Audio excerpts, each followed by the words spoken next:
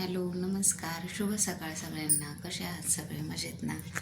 तर काही नाही, झाली सकाळची ठेवले, चहाला पाणी ठेवले मस्तपैकी. रांगोळी काढून झाली, दारात पाणी मारून सगळं म्हणजे आवरून झाले. हळदी कुंकू टाकायचं राहिले रांगोळीवरती.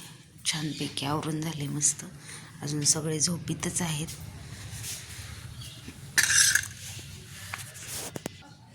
असं दारात रोज छोटंसं काहीतरी काढत असते मी, उंबऱ्याची पूजा करून.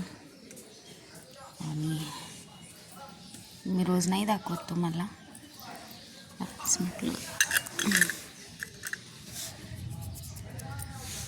पांढरी रांगोळी ठेवू नये म्हणे दारात, आणि आपलं थोडंसं हळदी कुंकू टाकून द्यायचं त्याच्यावर छानपैकी. आणि आमच्या इकडं बघा कसं मस्त स्वच्छ सगळे रोड झाडतात. जो तो आपलं दार स्वच्छ करतो पाणी मारून. इथून सगळं स्वच्छ असतं, मस्त वाटतं सकाळचं फ्रेश वातावरण.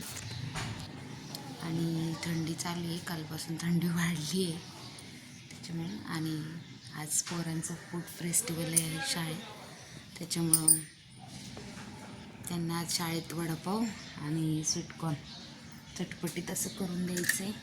त्यांचे स्टॉल लागणार आहेत खाण्याचे शाळेत, तर मी दाखवेल तुम्हाला तिथे गेलं. कोणी भरपूर पोरं आणतात काही काही बनवून. चला आता मस्त चहा घेते, देवपूजा करायची, स्वयंपाकाची तयारी करावं. आज काय डबे नाही आहेत पोरांचे.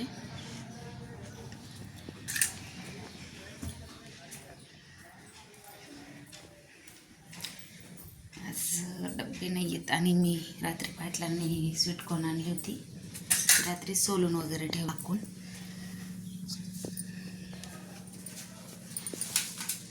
सगळी आजची तयारी आहे. एवढी कवळी होती ती सोलायची राहिली होती, दही दीदीला द्यायची चटपटीत चाट करून. मस्तपैकी चहा उकळतोय छान असा. तर चहा घेऊ आपण, या सगळ्यात चहा घ्यायला मस्त.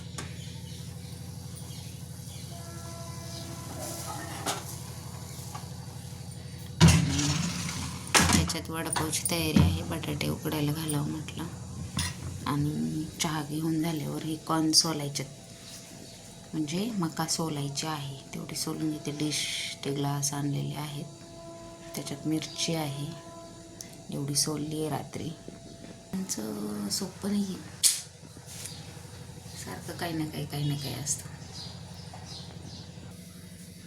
या चहा घ्यायला सगळेजण मस्त असा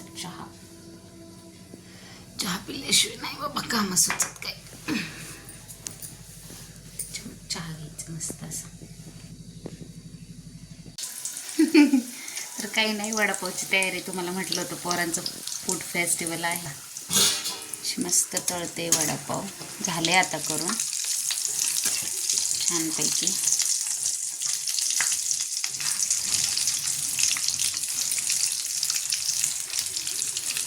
झालेत त्यांचे करून. आता 9:30पर्यंत त्यांना शाळेत नेऊन द्यायचं आहे.